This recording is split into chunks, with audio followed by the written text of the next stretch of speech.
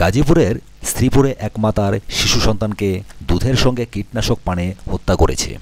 বুধবার রাতে উপজেলার চকপাড়া গ্রামে এ ঘটনা ঘটে। ৮ মাসের ওই শিশুর নাম আদনান লাবিব সাদ। তার বাবা পোলট্রি খামারি হারুন ও রশিদ। শিশুর বাবা হারুন ও রশিদ বলেন, বুধবার রাতে এশার নামাজ শেষে বাজার ঘুরে আনুমানিক 10:30টার দিকে বাড়িতে ফেরেন তিনি। তার ঘরের আলো বন্ধ ছিল। তাদের শিশু সন্তান দুবার বমি করেছে বলে তার স্ত্রী বিথি তাকে জানায়। শুক্রবার চিকিৎসকের কাছে নেয়ার কথা বলে তিনি শুয়ে পড়েন। তারপরও সন্তানের গায়ে হাত বুলিয়ে দেহ ঠান্ডা লাগছে বলে আলো জ্বালিয়ে দেখতে বলেন স্ত্রী বিথি। তিনি আলো জ্বালিয়ে শিশু সন্তানের মুখের দিকে তাকিয়ে দেখেন নিথর দেহ সন্তানের মুখ দিয়ে ফেনা বের হচ্ছে। এ সময় তিনি কীটনাশকের গন্ধও পান। আমার বাবা নেই বলে চিৎকার দিয়ে বাইরে বের হয়ে পড়েন। কান্না শুনে বাড়ির অন্যরা এসে দেখেন শিশুটির দেহ শক্ত হয়ে গেছে এবং মারা গেছে।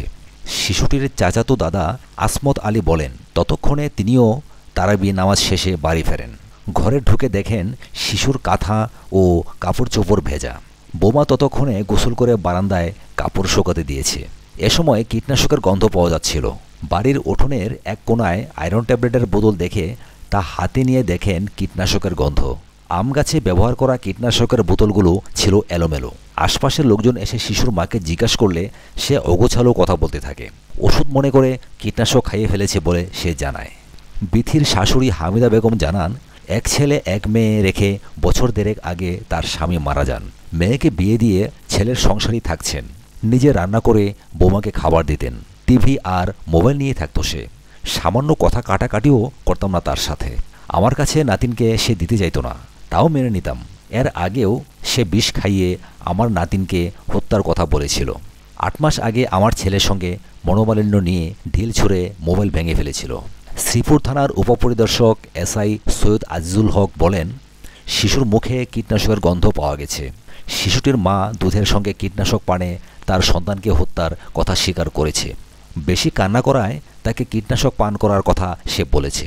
সে বুঝতে পারেনি বলে অনুতাপও প্রকাশ করেছে। শিশুটির মা পারিবারিকভাবে চেয়েছিল স্বামী নিয়ে আলাদা সংসার করতে। পারিবারিকভাবে তার শাশুড়িকে সে সহ্য করতে পারত না। আলাদা না হওয়ায় স্বামীকেও সে দেখতে পারত না।